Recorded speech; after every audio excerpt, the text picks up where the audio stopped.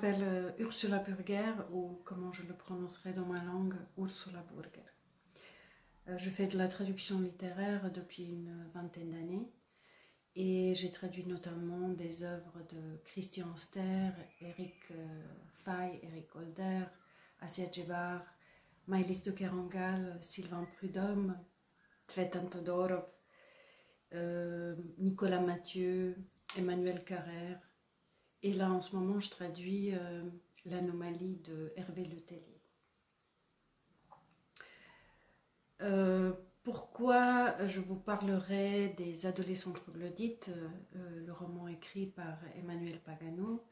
Eh bien, c'est parce qu'après une petite pause du métier, je suis revenue vers la traduction, précisément avec ce texte qui me tient à cœur, qui est une histoire très simple sur une femme qui conduit une navette scolaire dans une région montagneuse en France et qui raconte la vie de ses écoliers et collégiens, lycéens, tout en se souvenant de sa propre jeunesse et adolescence qui était particulière parce que c'est raconté par une femme qui, enfant, était un garçon. Les défis de traduction étaient nombreux et j'ai eu une immense chance de travailler sur ce texte à Arles dans le cadre de la fabrique de traduction organisée par le Collège international de la traduction littéraire et en compagnie de 6 tuteurs qui bien sûr avaient tous des approches différentes, intéressantes, mais après tout ce temps de travail, il fallait bien signer par son nom sa traduction et assumer ses choix. Et les choix, il y en a beaucoup parce que le langage de Emmanuel Pagano est extrêmement riche, extrêmement original, authentique. Des métaphores ne sont pas des métaphores qu'on connaît. C'est un texte où il faut vraiment oser les assemblages de mots qu'elle choisit. Et pour vous donner un tout petit exemple d'une phrase, je vous lis ceci. « Le jour est bleu à s'ouvrir les plis du ciel. Il fait si beau et si froid que l'air se gerce par endroits, nous paraît impénétrable. Il va bien falloir passer dedans pourtant. » Voilà. Un deuxième défi qu'il y avait, c'est dans la morphologie de la langue croate qui, au passé composé, ne présente pas les mêmes possibilités qu'en français de rester ambigu entre le féminin et le masculin. Donc en français, quand on raconte une histoire au passé composé, si on utilise l'auxiliaire avoir, on ne voit pas forcément qui raconte l'histoire. Et pour Emmanuel Pagano, c'était, j'imagine, parfois utile et pratique parce que ce jeu de la narration qui a vécu cette transformation de genre et de sexe a pu rester neutre et ambigu. Or, en croate, ce n'est pas du tout le cas. Quand on dit au passé j'ai travaillé, on doit forcément dire radio sam pour masculin et radila sam pour féminin. Donc là, il fallait faire un peu au cas par cas. Il fallait parfois vérifier avec l'auteur. Il fallait aussi parfois tourner les phrases de sorte que ce jeu ne ressort pas de la même façon pour que la phrase garde la même beauté, la même ambiguïté. Et ce qui est intéressant, j'ai rencontré ce même problème en traduisant Nous en nous de Emmanuel Pagano, qui est un recueil de récits plus petits, qui n'ont pas forcément des liens très directs entre eux. Et du coup, il était possible pour moi de transposer certains récits, certains textes au présent. Parce qu'au présent, en croate, on garde donc la même ambiguïté. Voilà pour la petite histoire. J'ai rencontré aussi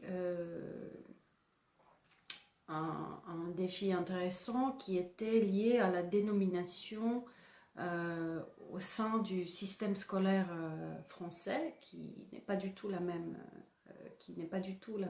en croate, et où ces chapitres s'intitulaient par exemple vers l'école ou vers le collège. Or moi, on n'a pas le collège en croate, ou si on dit college, ça va vouloir dire autre chose, le lycée. Et du coup, comme beaucoup de chapitres portent ce nom, vers le collège, vers l'école, etc., j'ai dû me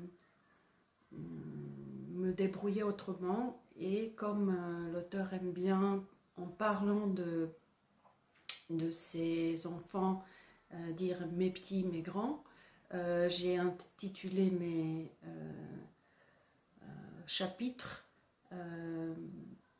en allant vers l'école, virgule, avec les petits, ou virgule, avec les grands.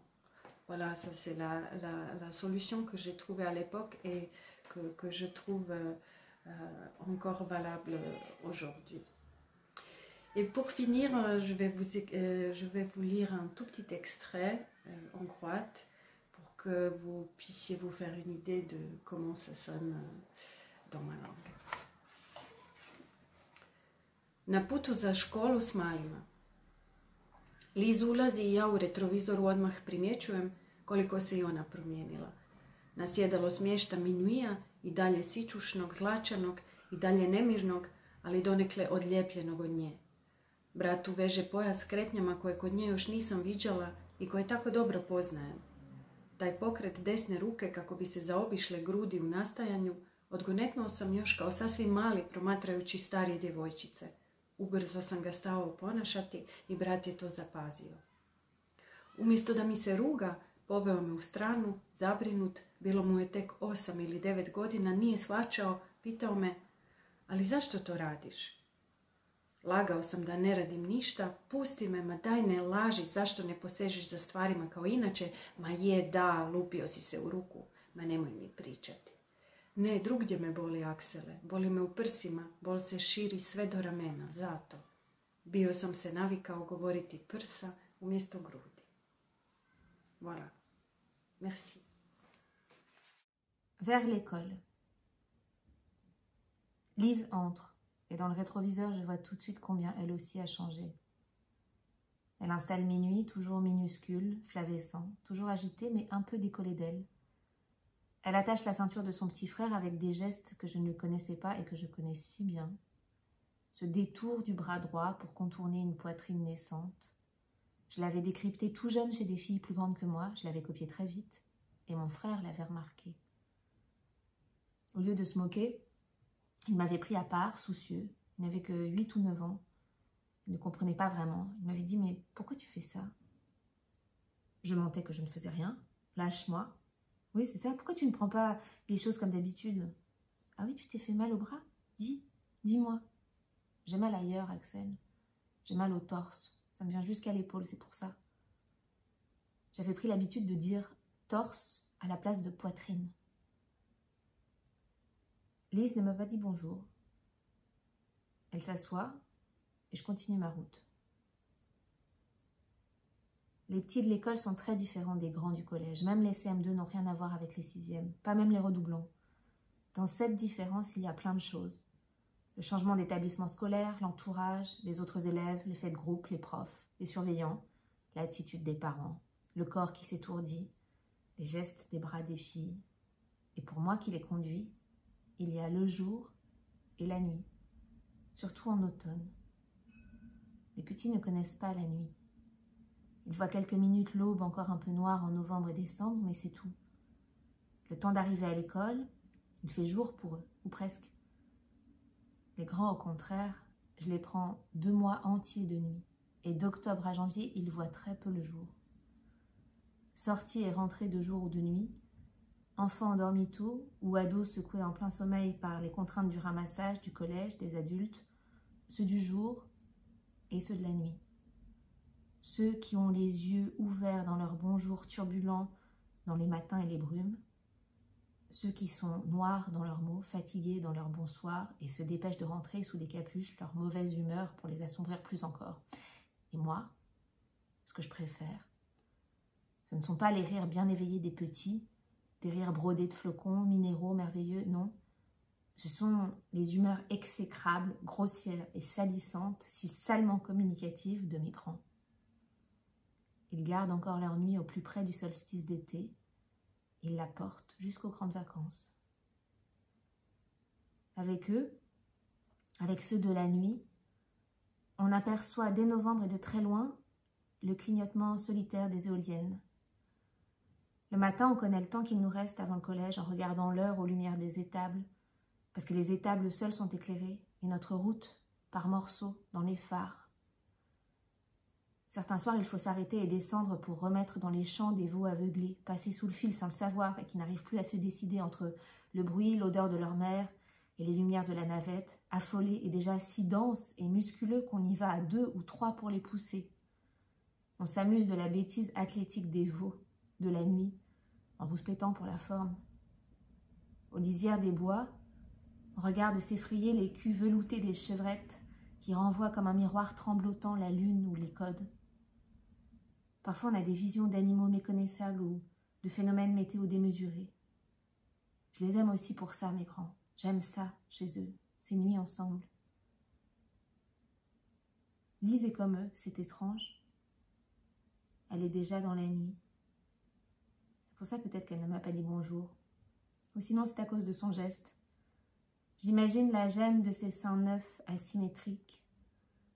Je mélange un peu tout dans mes lacets et mes pensées. C'est le geste du début de l'adolescence et aussi de sa fin, puisque c'est le geste d'une femme. Une prémonition dans le mouvement du bras. Mais Ligérien et moi, on a partagé un soir, à 3, un arc-en-ciel de lune. J'avais du retard un peu et je voulais traîner beaucoup à l'approche du mont, tellement la lune, elle était grosse et puissante dans la nuit encore humide de toute la pluie du jour. Juste avant l'avant-dernier arrêt, juste avant de laisser Niel à la fin d'une légère montée, il était d'une majesté énorme, les pieds sur le plateau, arqués. On est passé dessous et je n'avais jamais vu des arcs-en-ciel de nuit. Majestueux, gris, étrange, pas coloré et gneugneux, et en moitié couché comme un arc-en-ciel de jour, mais avec ses belles couleurs verticales, grises, noires, blanches. Un arc-en-ciel de lune, debout, et on est passé dessous.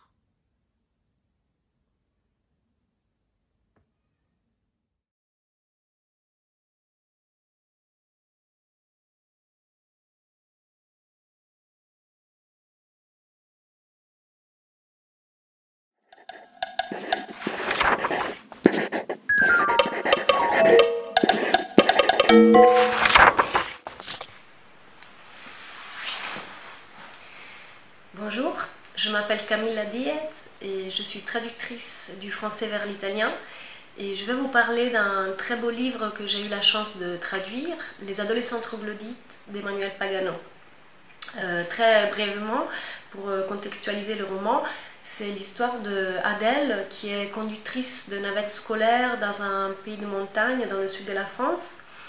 Donc c'est l'histoire d'Adèle et de son passé. C'est écrit à la première personne. C'est l'histoire du rapport d'Adèle avec les enfants et les adolescents qu'elle transporte. Et c'est aussi l'histoire de son rapport avec son frère Axel, qui est cordiste de métier.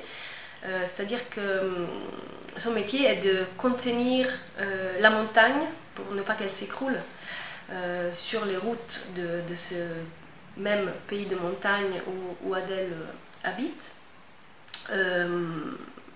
Adèle qui a une histoire très particulière, car c'est une femme qui est née dans un corps de garçon. Et là on en vient à l'écriture. Très vite en fait, alors cette narration qui est à la première personne et donc au féminin, très vite quand il s'agit du passé, elle passe au masculin. Donc le lecteur au début il est dérouté par ce changement de genre et après on se laisse transporter et on comprend petit à petit l'histoire du corps d'Adèle qui donc a changé. Alors toujours par rapport à l'écriture et à la traduction, alors c'est une écriture qui en fait tisse et mélange d'une façon extraordinaire plusieurs registres et plusieurs tons, plusieurs types de voix. Et ça, c'était une des défis majeurs de la traduction. Car en fait, alors cette narration à la première personne, où le paysage a la description du paysage a une très grande partie, une très grande importance, et c'est une description du paysage qui est souvent menée par des élans lyriques. Donc il y a un registre littéraire élevé qui est, donc comme on disait, tissé incroyablement bien avec un ton familier, car le ton de la narration d'Adèle est un ton familier, comme un ton parlé, donc qui a les marques typiques du langage parlé, par exemple l'omission du nœud de la négation. Et après, ça s'est mélangé avec les dialogues des adolescents entre eux, qui donc ont un registre typiquement d'adolescents familiers, mais qui sont jamais marqués par des guillemets. Donc voilà, ça se mélange vraiment très, très profondément à la narration. Et après, il y a tout un registre plus technique, car Emmanuelle Pagano, elle est extraordinaire dans la description de métiers très particuliers, très précis. Elle se documente très très en profondeur, elle se passionne beaucoup de métiers dont elle parle, et donc il y a eu tout un travail de recherche aussi de termes aussi qui concernent la montagne, donc de géologie, des termes de comment ça s'appelle ce type de paroi rocheuse ou ce type de filet pour contenir la montagne, et aussi vraiment son écriture qui est toujours très précise, donc très il y a un langage très concret, très matériel, on peut presque toucher, parce que voilà, elle utilise des mots aussi, la tourbe ou plusieurs types de terre qui s'appellent de façon différente, et vraiment pour donner une consistance très forte à ce qu'elle décrit, au paysage, au corps, aux parties du corps, surtout dans le cas d'un personnage comme celui d'Adèle qui a une histoire du corps très forte, très particulière. Et en même temps, son écriture, elle a toujours quelque chose de très impalpable et de très léger. Et par exemple, un élément qui est très présent dans ce livre est le brouillard. Le brouillard, donc, qui contribue à cette impression d'impalpabilité, et c'est un brouillard aussi qui voit le passé d'Adèle, mais qui petit à petit aussi se dissipe au fil de la narration. Et je vais vous lire en italien un petit extrait qui justement parle du brouillard, entre autres. Nel bosco la nebbia è compatta come carne, la si può toccare. Del resto, avanzando, non sappiamo cosa toccheremo o in cosa resteremo impigliati. a parte il freddo della nebbia. È carnale e brinoso. La notte degli alberi aggiunge la sua trama nera e i miei grandi sono entrati in un silenzio impastato di rispetto et paura. Alors aussi on a le brouillard qui est comme de la chair en fait. C'est vraiment, on voit bien comment la matière et l'impalpable se tissent dans sa narration. On a aussi des mots importants comme silence. C'est un des défis aussi de la traduction, ça a été de rendre les silences de son écriture, de ne pas trop expliciter, de ne pas trop mettre de la lumière là où justement il y avait du brouillard. Vraiment à chaque fois, le plus difficile, je pense que ça a été de trouver la juste voix, la juste mesure pour rendre au mieux cette écriture qui voilà, qui a, comme on l'a dit, plusieurs couches, comme des couches géologiques, mais qui sont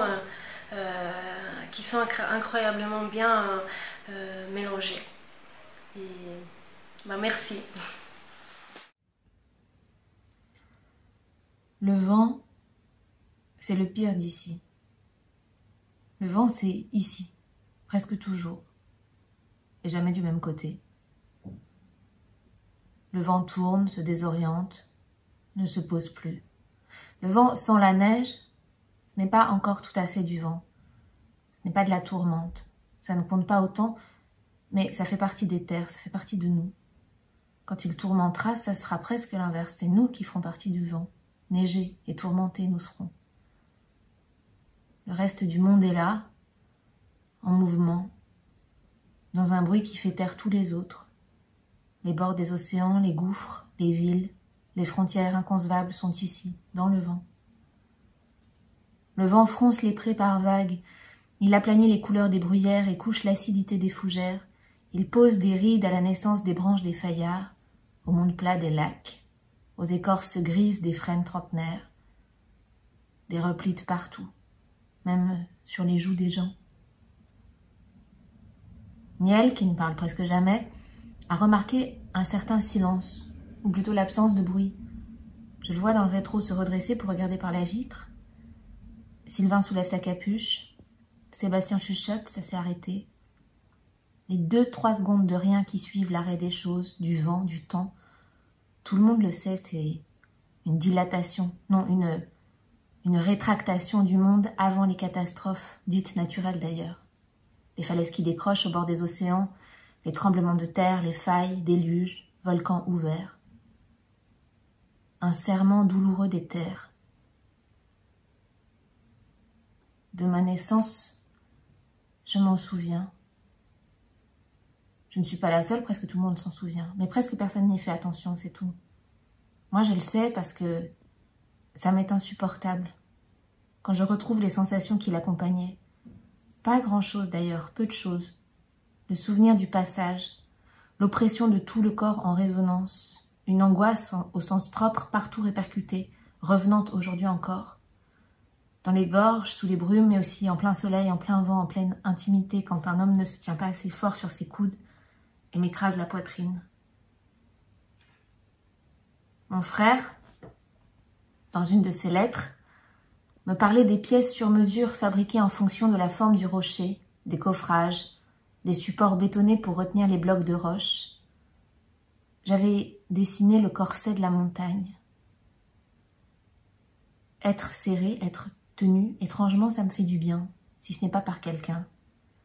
Je n'aime pas les vêtements amples, je me recroqueville presque tous mes soirs dans une baignoire étroite. J'étais tellement contente en m'installant dans le village de trouver dans l'appart une baignoire comme ça à ma taille, je me disais.